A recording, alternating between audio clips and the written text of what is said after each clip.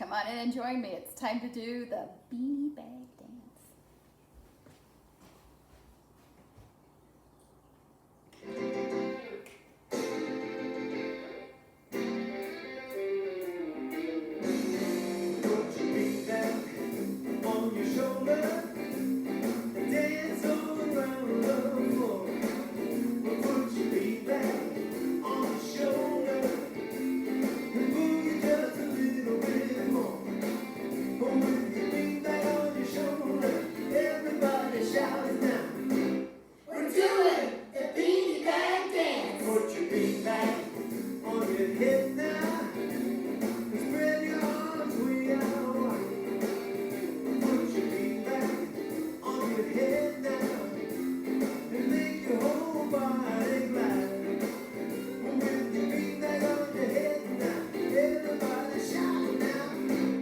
We're doing the Beanie Bag Dance. Put your beanie bag on your elbow and don't let the beanie bag fall.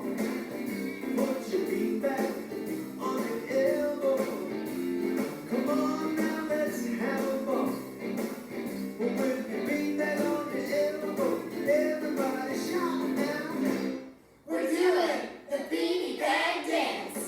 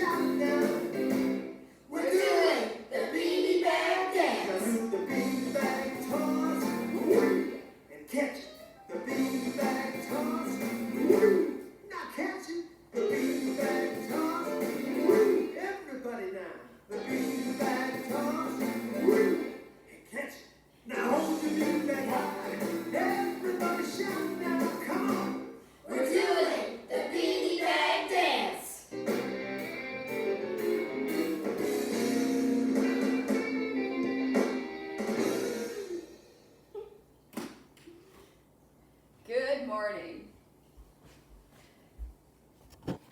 How are you guys?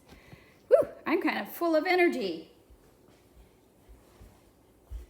I'm kind of excited to talk about butterflies and other things, geometric solids and stuff. But first, I think we better get our day started with writing the date, because it is Tuesday.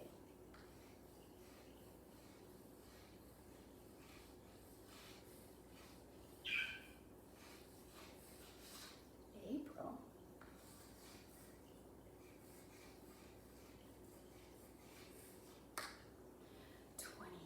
28th of the year 2020. And the sound of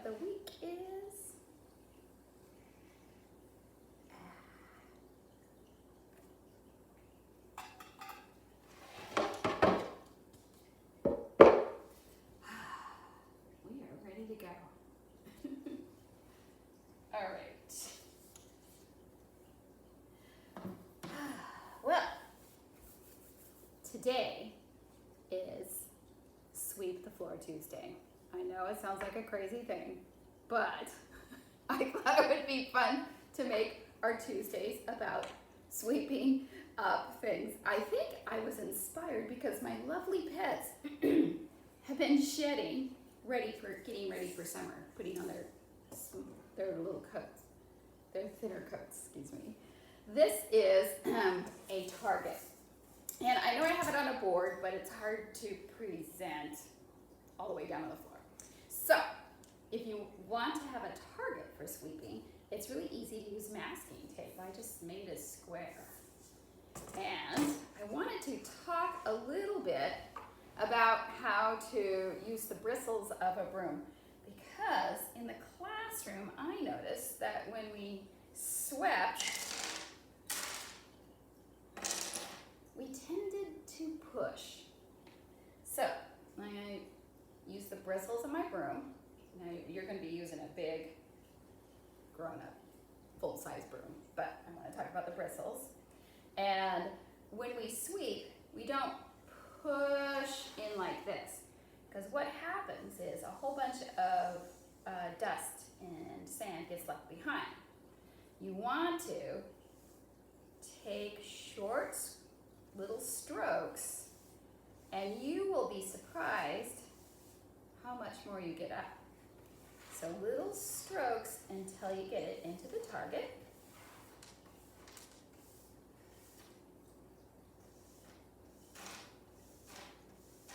This one's got salt and everything in it.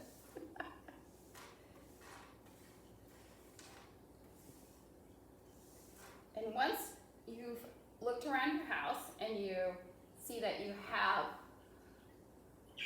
all of the little dust bunnies, I like to call them dust bunnies, the little bits of hair that go around the edge, all gathered up and put into your target, then it's time to sweep them into a dustpan.